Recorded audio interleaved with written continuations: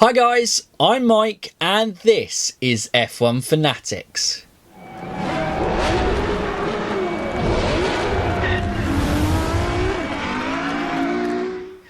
Hi guys and welcome back to another F1 Worldwide podcast and another special guest. We are spoiling you recently with the special guests on the F1 Worldwide podcast. We have with us today Vehicle Valhalla, so welcome to the show, Vehicle.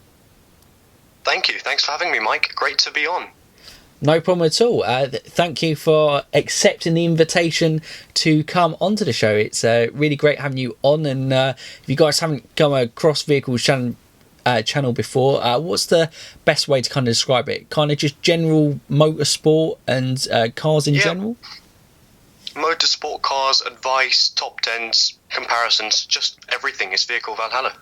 Exactly. It's just, what more could you want? But yeah, no, it's a great channel and I really enjoy your videos. And obviously you'd taken a little bit for a break, but I think you're thinking of setting up some new content soon coming out as well, aren't you? Yeah, I'm working on a new video and it's great to be here on your channel, which is also really enjoyable to watch everything about F1. We are like, your name is your name, ours is F1 Fanatics. We well and truly go into that. So guys, if you haven't checked him out already, please make sure you go over and check out Vehicle Valhalla's channel and drop that as subscribe. But of course today we won't be just talking about ourselves. We will be talking about, as always on the F1 Worldwide podcast, a topic. And if you follow me on social media, you'll probably realise that I'm a Fernando Alonso fan. Vehicle Valhalla is also a Fernando Alonso fan. This isn't just going to be a Fernando loving. We will be kind of impartial and have a discussion. But as it is obviously a driver of both interest to us, we thought it would be a topic to go. So we are going to look at Fernando Alonso, a career of fine margins. So basically we're going to look at Fernando Alonso's career and just discuss the fine margins, the controversy within the career and our thoughts on that. And then we'll probably round off because, again, obviously with Fernando, always gets rounded off, especially when new rules are touted, a possible return to F1. We will discuss whether we think he'll return and whether he should return or not. So that is the question. Yeah. That is the question indeed. But at first, we will start off with going back to early Fernando. And so obviously his start at Minardi, then obviously progressing to Renault and rounding off that period with his 2 World Championships for Renault in 2005 and 2006. It couldn't really have been a better start for the young Spaniard, could it? No, I think he did everything he needed to do. You know, he had the aggression, but he wasn't overly aggressive. Of course, he had the reliability in the car, and in the end, he secured the championships, which is exactly what he wanted. Yeah, and just at that point, everything had kind of gone rosy. Every decision he'd made, he had Flavio Briatore, obviously a controversial name in F1 now, but at the time, obviously a well-respected F1 boss, and he was fully behind Fernando. Everything was kind of Team Fernando. Renault kind of loved him, was supporting him in terms of building the car. He had the reliability, but he was genuinely challenging obviously Michael Schumacher at the time, dethroning him in 2005. Obviously Schumacher suffered and Ferrari a lot of reliability issues in the first part of that season. But yeah, he just, everything kind of fell into place. And then 2007 came along. Yeah, that was not very good. No. And this is probably the first point where we'll get in discussion because, you know, the World Championships speak for themselves. At the time, he was the youngest ever double World Champion. He drove fantastically. He beat Kimi Raikkonen to the title in 2005 and Michael Schumacher to the title in 2006. And, you know, he was an exciting young talent who had taken his opportunity. But in 2007, 2006 he had signed for McLaren and decided to make the move across, and then his young teammate Lewis Hamilton came across, and I don't think any of us, and even him, saw what was to come there. Yeah, it was quite shocking, really, in a good way, because of course we all knew that Lewis Hamilton was a really big talent coming in from the junior series, but to suddenly go and challenge and even beat a two-time world champion in his prime was just amazing, and didn't show well for Fernando. No, and I think this is probably the first point where maybe a little bit of naivety, maybe understandably so, happened in terms of maybe not researching the move a little bit more. Maybe the coincidence of, obviously, McLaren that year lost both Montoya and Kimi Raikkonen, didn't they?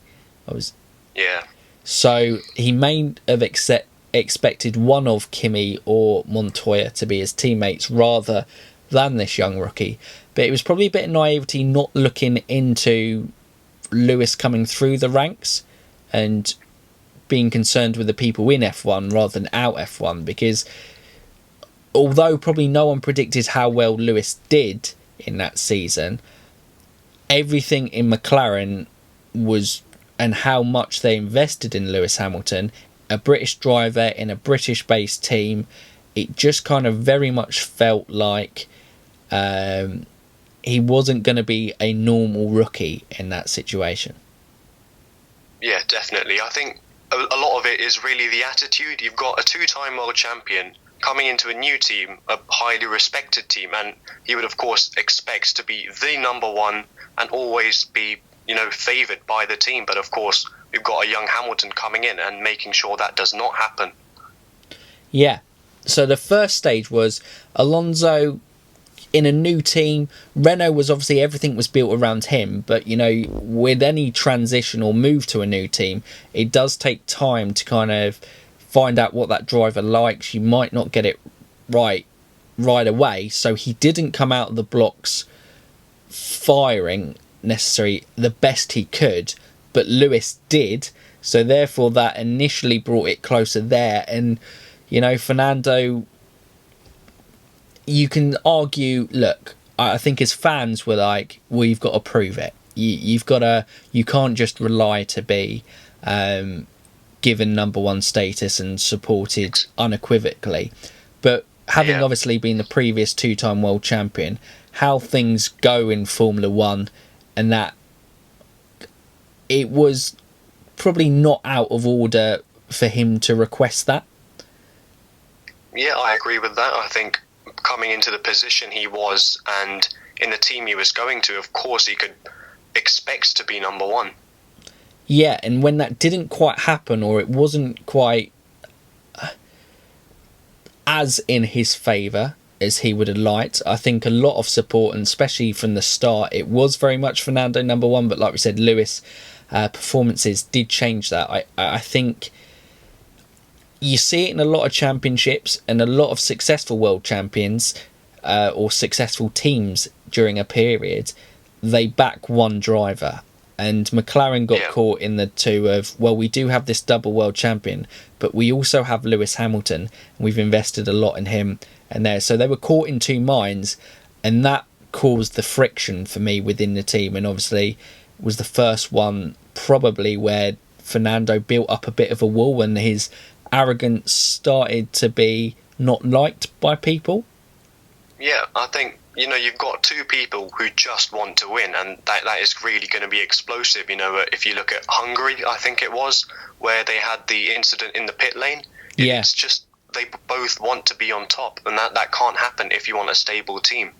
Exactly, and it was just Hamilton hadn't quite done something for Fernando, and so therefore Fernando fought back there. And McLaren should know better than anyone, as they probably have the most famous inter-team rivalry in Prost and Senna.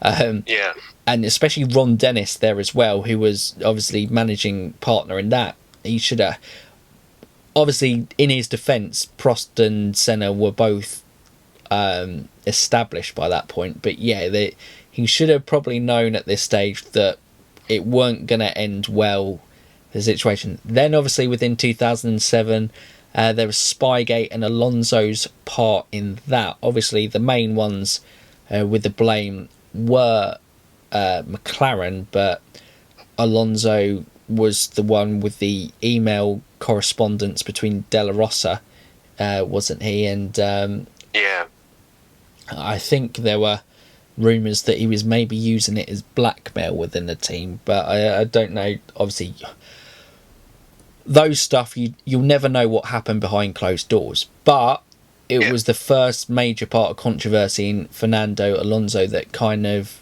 tinged his reputation. Yeah, I think that's fair to say. It's getting really controversial, really sort of fiery, and staying in that environment, I don't know how long his career would have lasted had he stayed with McLaren in that environment. Exactly, and obviously it then did end in 2007. They obviously parted ways. I think it was mutual agreement, but it was essentially a sacking on that front. And it was the first bit for Fernando where he'd gone into a team and everything hadn't fallen into place. At Minardi, it had naturally progressed into Renault. Renault, he had naturally progressed to the lead driver, and then everything was around him. And so naturally he was like, I'll go to a more established team in McLaren, and then I can take them forward. But for the first time in his career, and unfortunately not the last, it was it kind of was a stumbling block, and he really didn't handle it well. Yeah, and people know Ron Dennis's iron fist. He is really not going to have any of it, which adds to this between the two drivers. Yeah, and it just was such a clash, and I think Alonso felt hurt by the situation, and obviously neither of us know him personally, but he seems a very proud man, and he has an insatiable desire to win. And so when that situation he feels not everything is put towards him to win, I think he becomes very defensive and probably not a very nice person to be around. And that certainly was the first highlight of it in McLaren. Yeah, that is, he is known for his sometimes difficult to work with personality, which could have arguably that was the sparking of it. But yeah, as a fan, it's not nice to see that, really. I like his performances on track, but then the inter-team complications just don't make it all add up nicely. Yeah. And so then we move, obviously, the McLaren saga ended and he went back to Renault. And by this time, Renault were already, I think Alonso had clocked on that they weren't going to be the team to take him forward and achieve what he wants to in F1. And by 08-09, they really were a kind of comfortable midfield team in the car that they were producing. But obviously in 08 as well was the second part of controversy. The biggest one, yeah. Exactly, where Alonso was involved in. And to this day, obviously we are talking about last 07 was Spygate, 08 was Crashgate. And that was where Nelson Piquet in the Singapore GP deliberately crashed. It came out in 2009. Was ordered by Flavio Briatore, and it was Pat Fry as well, wasn't it? I believe. Or Pat Simmons. I'm not entirely sure. No, I think it was remember. Pat Simmons. The name that comes to mind is Flavio Briatore. Yeah, and so obviously that led to him a safety car coming out, which benefited Fernando, and he went on to win a race with Renault in that instance. But yeah, he obviously still to this day never says he was involved in any of it. It was behind his back. We'll never know. Only Fernando truly knows, obviously the people around, but I presume they're sworn to secrecy at this point. Whether he was involved in any of the planning on that. But watching the interview, I think when it came out in 2009 with Ted Kravitz, Fernando seemed visibly hurt that someone would question his integrity and the value of that win. He was like, no, that's still, I still count that as a win for me. Like, which that was why I think maybe he wasn't involved, but I can understand why people were there. But again, it was a tarnish on his reputation and not something that he would have wanted. Yeah, I think it's all you can do is speculate at this moment. We'll never know if he was involved or not. Of course, there could be suspicions, but going to Renault 2008, 2009, I think the environment was good for him, not in terms of Crashgate. If we take that out, he had a strong end to 2008, getting back on his feet after the explosive nature of 2007, and that, I think, really set him up for a good start to the next decade. I'd completely agree with you there. And it almost felt like someone who returned to a safety blanket where he'd gone out of his comfort zone at McLaren and been bit hard, and his reputation had suffered from it. He'd been attacked where obviously everyone had kind of lauded him before as this amazing champion, had then obviously gone, he's involved in this, he's a terrible teammate. The toxic personality started to come out a little bit more in drabs, so he seemed to return to somewhere safe where he knew that they would support him and go before he was ready to make his next move, which at the start of the decade was obviously Ferrari. Yeah, and Red Bull potentially before that, which who knows what would have happened if he had moved to Red Bull. I think we can very heavily insinuate that he probably would have been a 6-time world champion if he had managed to get to Red Bull. But hence, well, McLaren was the first fine margin, obviously losing out by 1 point on the title, becoming a triple world champion back-to-back, which would have been very impressive. But also, Ferrari 2010, he's moved there. I think everyone thought this was the start that Fernando Alonso would get his career back on track, and it did seem like it at the start of the year. It certainly did, and obviously it wasn't the best car. He's proven before in earlier career that he doesn't have to be in the best car. He can get the most out of what he's given, and he certainly did that with the Ferraris of the early 2010s.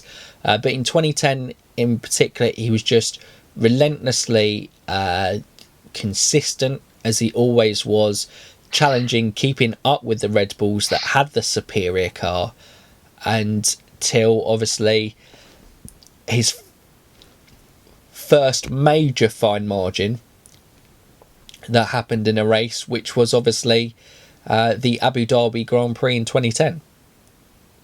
Yep, and I think 2010 it really showed the world again that there are 3 parts to a driver, I would say: the personality, how they are to be with, and the development, and then the on-track ability. And that third on-track ability what was really shown in the limelight in 2010 and onwards, which I think really restored his reputation.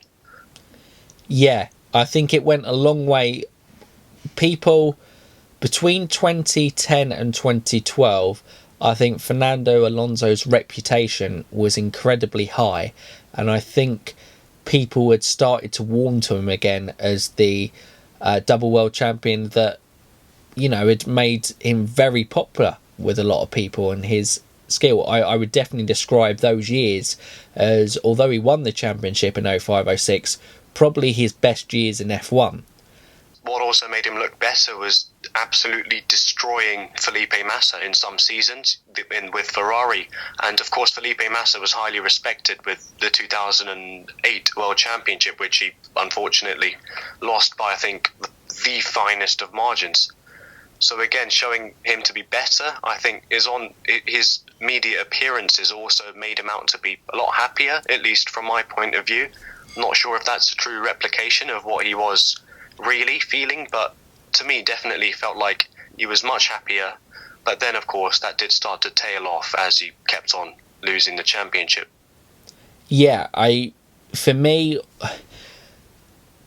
it's really difficult. You just look at someone like Fernando's career. If he'd won in 2010, would we... F1 sport in general is a lot of if, buts and maybes. And like I said to you pre-recording, Fernando Alonso's career is the perfect example of fine margins within sport, because I think it was just losing out by 4 points for the title in 2010, and that's tragically cool that Ferrari got wrong on the day that got him stuck behind Vitaly Petrov, and just couldn't find any way round, as good as how he'd driven all season. But for a guy who's desperate at winning, his sole focus is winning, which probably makes him insufferable at times, because he just wants to win so much. He doesn't care what he does, he just wants to win, which all kind of great champions have that in them.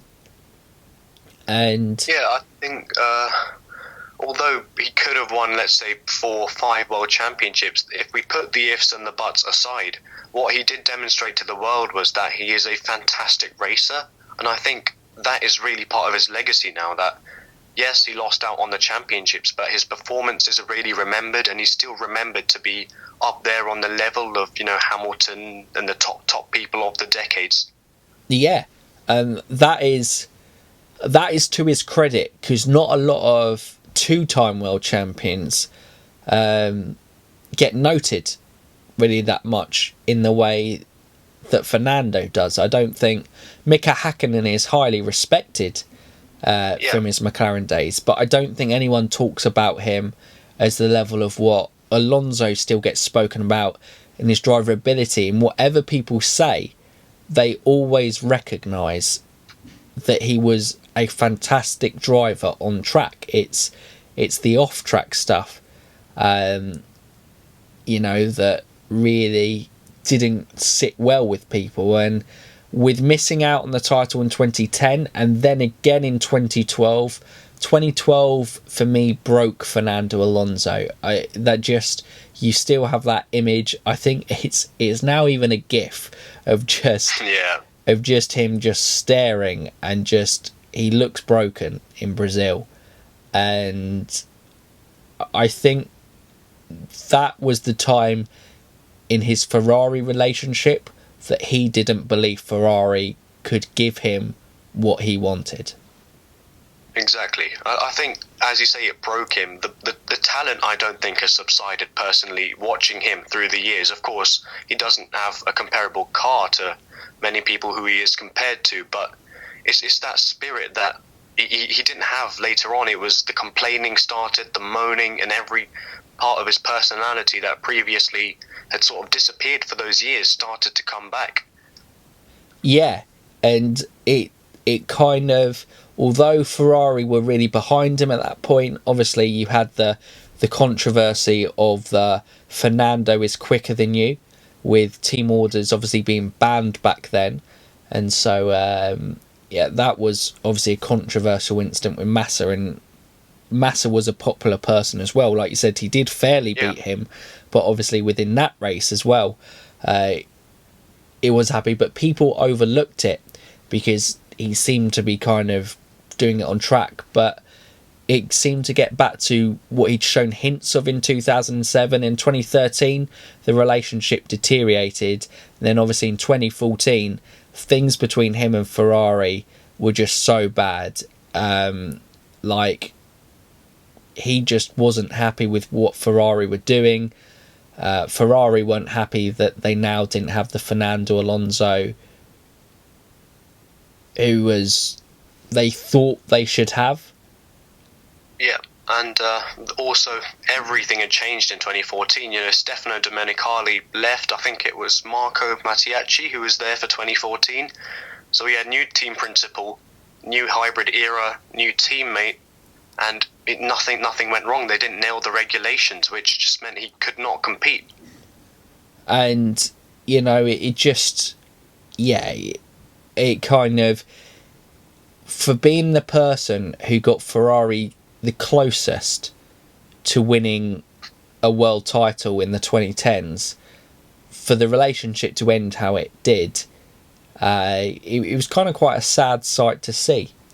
On that front, and it was sad to see the emergence of the 07 Fernando Alonso arise, because you see him as a fantastic driver and you don't want him to be tainted with the other stuff, but he kind of makes it hard to not remember the other stuff at that time because of how the relationships break down. And then we move on to obviously his McLaren days in 2015. Right, back to McLaren with Ron Dennis again. Initially they were really positive, but I remember in 2015, before the season had started, I felt like it was just a bit too much. They seemed overconfident, over-optimistic, and I think that high level of expectation was really something that contributed in Fernando's sort of disappointment. Because, of course, the car was awful, but the expectations they had set for themselves, they had put out to the public, they were also really, really high. Yeah, no, I completely agree with you on that front, and I can see why they were excited, in terms of, obviously, the last time McLaren and Honda got together, we had something produced like the MP44, which... That was staggering, yeah. Is one of the most iconic and dominant cars in F1 history. So, if you're going, geez, these guys are getting back together, but it's the saying of never go back, isn't it? And it felt like, it was a nostalgic appointment. Obviously, there was founding to it as well, but Honda had been obviously out of the team, out of the sport as a team for a while, obviously, when they dropped out at the beginning of 2009, and they hadn't been around for the engine regulations, they hadn't started the engine regulations, so they weren't getting the data compared to the Mercedes, who have obviously nailed it and continued to nail it for the continuation of the decade.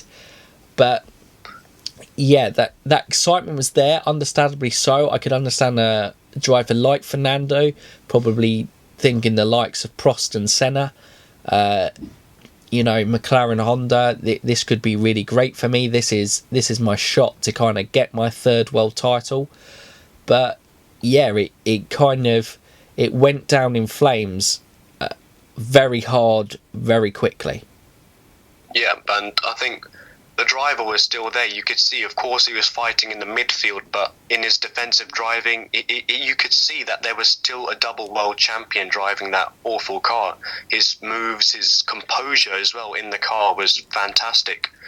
But of course, going in thinking he was going to win a third world title soon, that was, for me, what really got him down, because had he gone in with a different approach to sort of start from near the bottom, which of course they didn't expect, I think things would have turned out a lot very differently to what they have been today. Well, I think this was, McLaren and Honda was an accumulation of Fernando getting desperate.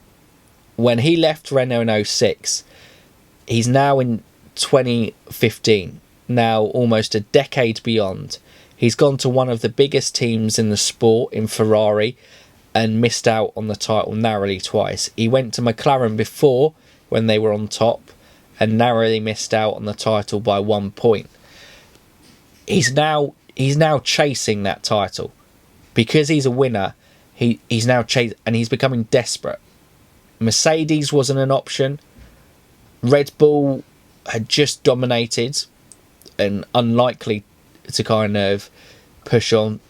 McLaren had still been competitive until they obviously lost the Mercedes engine, but the Honda one, you're thinking that. And so yeah, you're right, the mindset that he was in wasn't that, but it was because he'd become so desperate chasing this world title that it was probably a recipe for disaster, and then obviously led to one of the famous kind of quotes or memes or kind of things that always get thrown at Alonso, and that is the GP2 engine comments about Honda. Yeah. On the surface, they seem to be funny, in his frustration, but I think saying those comments, especially in front of Honda's home crowd, I think that meant something deeper going on within the team and within the relationship between McLaren and Honda, and that was just it being expressed externally.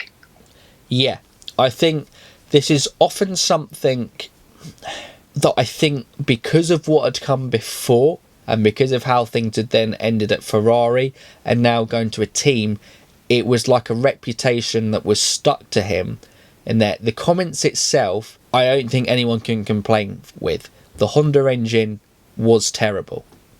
It wasn't a great power unit. It was Fernando a frustrated winner, and so many drivers over the radio say poor things. And I always use the example of Max and Christian Horner when they spoke about Renault, did exactly the same, and they pretty much ended a relationship with Renault.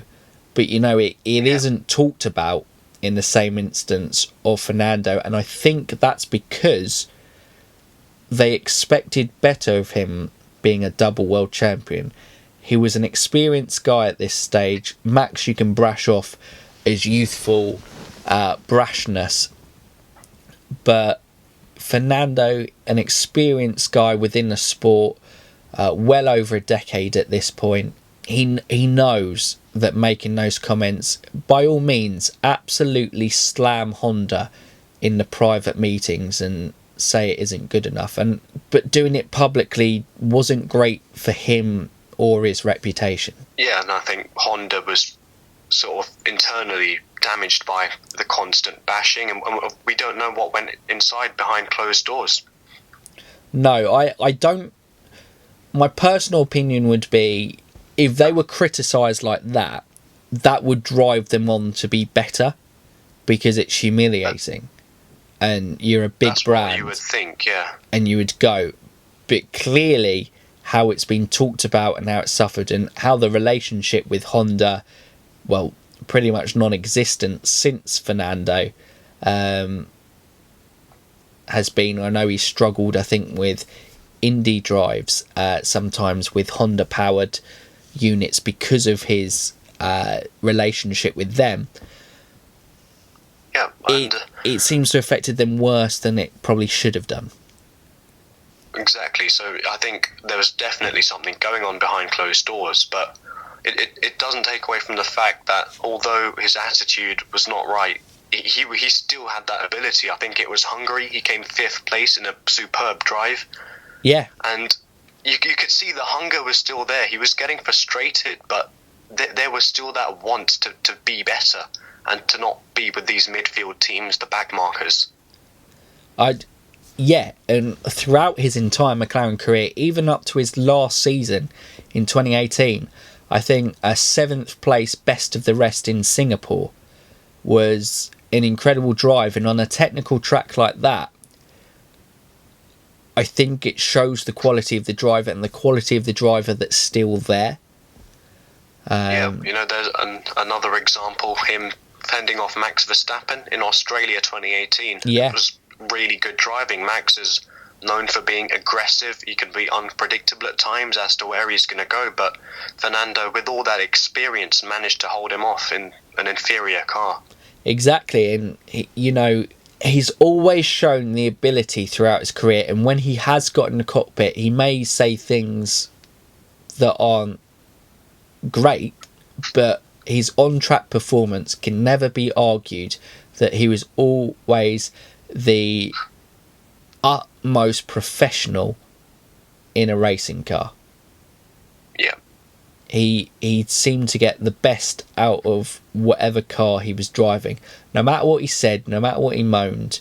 I mean, you can even compare, not as badly, but all of the top racing drivers, all of the racing drivers that moan when they're on the radio, and they moan at stages in the season.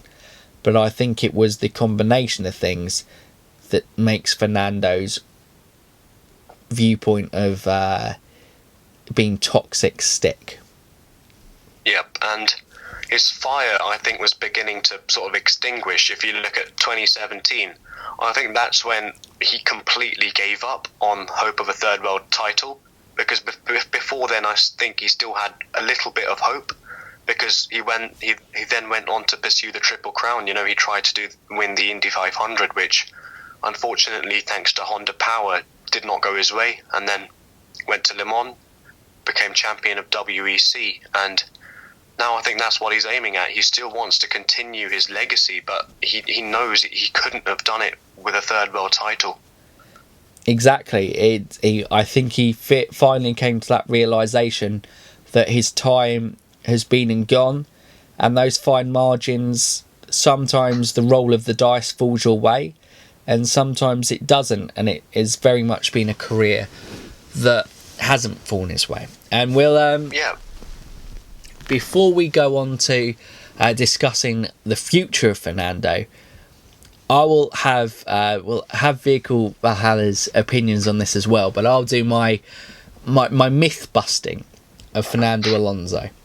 I think Fernando Alonso's reputation that he goes in and ruins teams and kind of destroys them and brings them down is completely fabricated.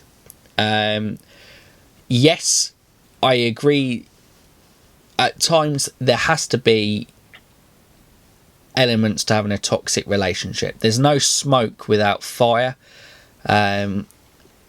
He mustn't have been the best at times to deal with, but we're all human, and there's also an incredible racing driver behind that. Ferrari didn't nail the regulations in 2009, and it wasn't a great car, and you can compare that to obviously seeing where Massa's performances were. Yes, obviously after the accident he wasn't quite at the levels he was before, but he was still a top driver at that stage. And you know how Fernando was comfortably outperforming him in that car and taking it towards a title, which I would compare it to modern day. If Max Verstappen had finished that close to Lewis Hamilton in the title in the past couple of seasons, I would say that was comparable to the level of car that it was comfortably the third best car out of the top cars on the grid. Capable of winning races, but certainly not capable of challenging for a title, but somehow he did that. But Ferrari didn't get it right, and Fernando wanted to win. Ferrari weren't producing. He got upset, he got frustrated, but he certainly didn't make Ferrari worse for that. He got them the best of what they could have hoped for at that time. With McLaren, there was a lot of things with McLaren and Honda as a partnership that they didn't get right. Yes, his comments, like we've discussed, may not have been helpful and may not have been responsible for a guy he was, but he certainly didn't bring the team down. No one more than Fernando would have wanted McLaren to win more, because as a winner he wanted that third world title. Yes, he would be frustrated and upset, but he would have been doing everything he possibly could to, make that happen, because he wasn't a guy. Yes, he was involved in the F1 politics side of things, which you kind of have to be on that side, but he wasn't actively dragging McLaren down, and I don't think he was with his relationship either. And I think you can tell that in the fact that McLaren kept him on as an ambassador. I don't think that is a token gesture.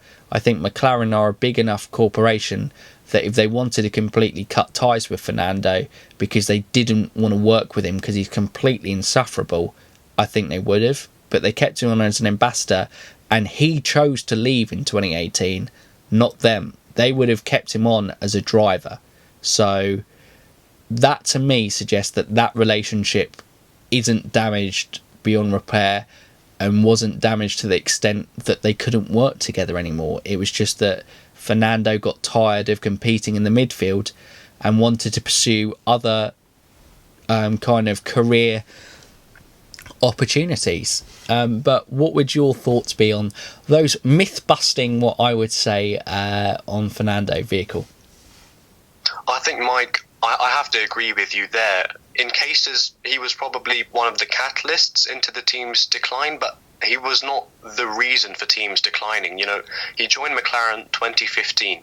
McLaren were on the decline from 2013 onwards. They nothing was going right for them. The car wasn't being good. It wasn't suited with the power unit. And then, of course, we had the whole turbo hybrid era. And him, we had the changes from Ron Dennis to Zach Brown. I think he was not the reason there. And as you said, McLaren still did not force him to leave. He left on his own accord. He's still a brand ambassador for McLaren, and there's a possibility of McLaren Indy as well with him. And Ferrari as well, I would say there was a change of team principle again. He was destroying his teammate, and he was just frustrated.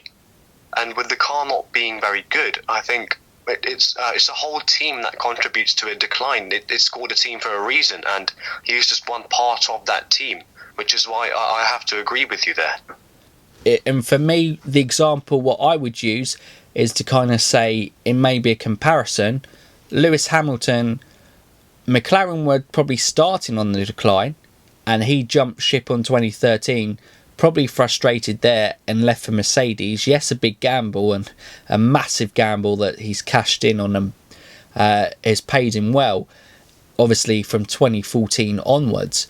But, you know, no one goes back and says that Lewis Hamilton ruined McLaren. Yeah.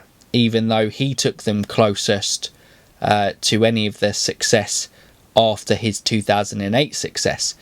It's because, you know, sometimes drivers who want to win and they go, you speak about it, it's a culmination of things that makes a world champion car and driver. You know, a lot of factors have to work in their favour, and if a driver doesn't see those things going in his favour, he will then leave. That doesn't mean that he's ruined it. It's like in real life circumstance, it's like relationships. Every relationship you go into, you hope that it's going to be the one and it works. But sometimes relationships don't work out that way. That doesn't mean that there was necessarily any fault on sides. There would have been some fault in terms of it to breaking down, but you know, there doesn't have to be a definitive blame on one or the other, if that makes sense. Yeah, because of course the teams are made up of many people, and he of course is quite a public figure there, but he has stuck with Ferrari and McLaren for quite a few years, and if things aren't going his way, of course he can try and go somewhere else and leave the team, but that doesn't mean he destroyed it, as you said. Yeah, so that probably rounds off our chat about Fernando, and I think and I hope that we've been fair and not too much on the a bias to Fernando. I think we've very much highlighted there are mistakes within him. He's not perfect, but find me a human being or a driver who's competed in F1 who has been perfect. But it certainly shows the sport for its fine margins, and the difference between being, I kind of say sometimes that Fernando was successful enough to be hated, but unsuccessful enough not to be forgiven for those mistakes. So, like, that's a very nice saying, yeah. I think Schumacher, if Schumacher had only won the championships at Benetton and the fashions that he did, I don't know if he would have been revered in the way that he did, but he went on and he found a way of winning what he did with Ferrari. Fernando never found that way, which is a fair criticism of him in terms of the best, somehow it comes into play and they find a way, but he just wasn't able to put himself. He is one of the great drivers of F1 history, but he won't be one of the all-time greats because he was never able to find another way of successfully building on those early career promise that he did. Yeah, but I think we've got another variable to consider. the era Fernando Alonso was in, how he was progressing was the era that social media was taking a bigger presence. You know, if you look now, the amount of social media presence for Formula One is a lot higher, so people can, you know, more easily anonymously voice their opinions, which wouldn't have been as easily possible in the days of Schumacher or even beyond that. Yeah, no, I agree. The social media element is massively an impact, and you know, a lot of things that great drivers like Michael Schumacher did, like Ayrton Senna did and Prost did, you know, in their collisions as well, they had an insatiable desire to win. But when you've got top talents, and they are the top talents in the world in F1, like even drivers who you might not rate in terms of, like, for example, a Roman Grosjean or a Lance Stroll, they are still, if you put them in other series, incredibly good drivers to even be at that level. So when you put those in a pot of guys who then are so desperate to win, of course on-track incidents are going to happen, and they probably shouldn't be judged too harshly at that, only when they realistically put others guys' lives in danger. That's when the line is drawn. But we now probably round off this with a discussion on, obviously, Fernando, since his departure, has constantly been linked with a return. With the rules how they were, and I think he's publicly stated that he's positive about the rules. Do you think Fernando Alonso will return to Formula One in 2021? I don't think he will, and I don't think he should return to F1. It's quite, for me, saying that is quite weird, because initially I wanted him to come back straight away, but I really don't think he will, and he should, because if he does come back, he's got to compete with a whole host of young talent coming through. And if you look at the top teams, they're all putting their bets on their young drivers who've got more than potentially decades to race. Whereas Fernando Alonso has made it clear it's his third world title which he's after. So if he's going to stay after that, that is a complete unknown. You know, he's nearly, I think, 40 now, so that brings another element of age and performance into it. But furthermore, he's been out of the sport for 2 years, and how his performance has changed, we don't know. Of course, he's done good in other series. He finished the Dakar, he won Le Mans. And in terms of should he, I don't think that would benefit his career and his legacy. He's left his mark in Formula One. He's trying other series successfully, and I think that is enough to keep him there. It looks like he's having fun. He really loved his time in the Dakar, and I don't think he should return. Even though there are new regulations, so potentially the advantage of staying in the sport could be levelled, I think it won't work out for him. You know, think Schumacher at Mercedes. Yeah, I think Schumacher at Mercedes is probably the perfect benchmark to go. Gap. The only thing, Schumacher did have a longer gap out of it. It would technically be 2 complete seasons, and with some new regulations, but it is still tough coming back once you've had that break. With everyone already within the sport and used to it, it might take a time to adapt, and that's the difference between winning a title or not, probably, at someone Fernando's age. Will he come back? For me, I don't think so. I think an opportunity intrigues him, because more than anything, I think he loves F1.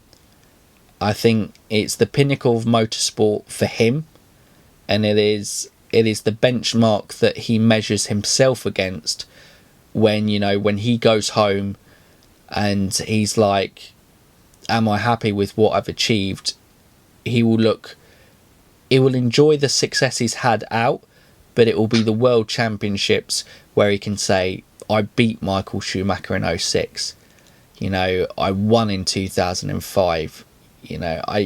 Those are the things that I think he will measure himself against, but I don't think an opportunity will come. And so should he come back to F1, if Fernando Alonso can be in a top team, and I'm going to assume in the early stages of 2021, 2022, I would assume that the top three will be the same. So Red Bull, Ferrari and Mercedes.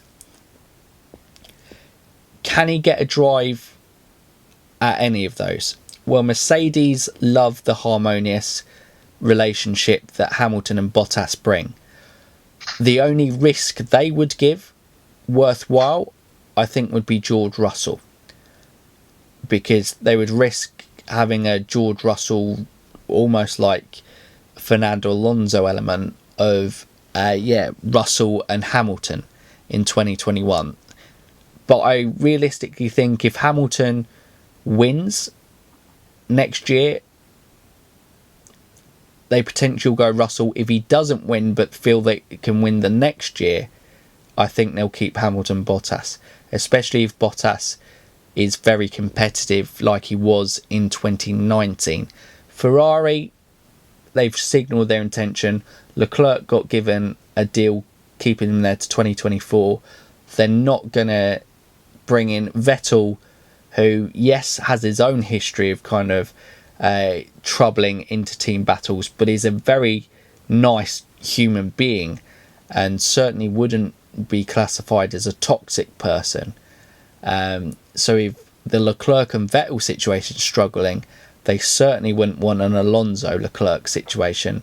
And then Max and Alonso, Red Bull, I mean, that would be Red Bull's recipe for disaster. Like that would be an awful decision making, because as much as Max would say, I would love to race against Fernando Alonso, that would be an absolute car crash. And so outside of those teams, at his age, it doesn't make any sense. If he was in a top team for some reason, like a Hamilton randomly retired, then you'd go for purely on-track ability. I think he would still be at it. I think he would still compete in the very best car. So would I love to see that? Yes, I would. Do I think we'll ever see that again? No.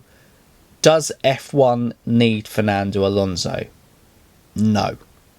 They've got incredibly talented young guys in Leclerc, Verstappen, Norris and Russell. They've got the future. You've got that mid-level of Sainz, Perez. You can probably throw the Kvyat Gasly's into there as well within the right environment, who are there. Plus, in F2, potentially futures coming through of Aitken, Zhou, Schumacher, Schwartzman, Armstrong, if any of them progress, plus anything below that. His time, like you said, it's probably been and gone.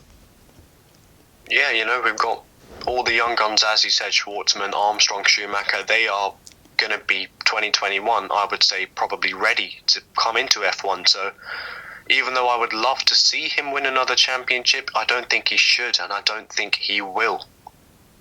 Yeah, I think it's a career of fine margins. It's a what could have been in 2007. It's a what could have been in 2010. It's a what could have been in 2012. But at the end of the day, he wasn't able to, see any of those over the line. And not many people get three very good chances, although, can argue that some circumstances were out of his control. But, not many people get three very good opportunities at a world title, and all three slip through his fingers, and that will probably be what defines his career, of a near miss. An incredibly talented driver, one of the best the sport has seen, but one who wasn't quite able to see it over the line. And obviously, as Fernando fans, that's pretty hard to say, but I think of him as being the one who always extracts the maximum out of the car. You know, he always pushes the car into places where it shouldn't be. You know, that 2014 Ferrari, if you saw what positions Kimi was getting in, the Ferraris of the early 2010s, the Renault of 2008 and 9, I think that is what defines his career for me. Always getting the maximum out of the car he's been given. Yeah, an incredibly talented guy, and someone who, despite what you may think of him as a person, despite what you may have in your opinions of the incidents throughout his career, one thing for any F1 fan, for me, that can be absolutely undeniable is his ability as a driver, and the fact that F1 has been a better place because Fernando Alonso competed in it. Yeah, I completely agree. And in terms of him being a person and his personality, I think we don't know for sure because we don't know him in person. Yeah. We don't know what the difference is between his face on camera and his face in his personal life, so we can't really judge him. I think on Alonso as a person, I've always found him to be quite genuine and honest. When I see a Fernando Alonso interview, I always feel like I'm getting the full story. There isn't like a facade behind it. There isn't like he's just doing this. I feel like you get the genuine, real Fernando Alonso, and so there may be kind of elements that people think are toxic and they may not like.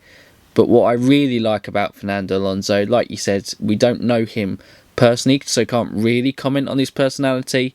But I always felt he was a genuine and honest person, and he wanted to win. And that was the thing that I think, by wanting to win too much sometimes, he may have rubbed people up the wrong way. On that, and I think the main thing we look at is his car development abilities, which were superb, his feedback, his technical feedback, and of course his on-track action, which is just so calm, calculated and precise.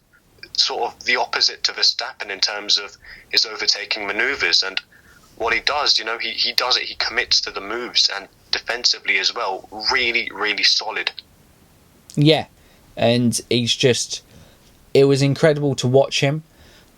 He obviously has formed my early years of properly watching Formula One, and I will always, why he is my favourite driver, and I don't really follow, I have kind of drivers that I like, but I would say very much now I'm a neutral of the sport in terms of just love it, in terms of I wouldn't attach myself to any driver, but I attach myself to him because he has that emotional connection to getting me into the sport, and I just enjoyed what I watched. Although I may have hoped for other things to go in his favour, he brought great joy to watching Formula One, and he brought great championship battles in F1, and that's what, as fans, we love to see.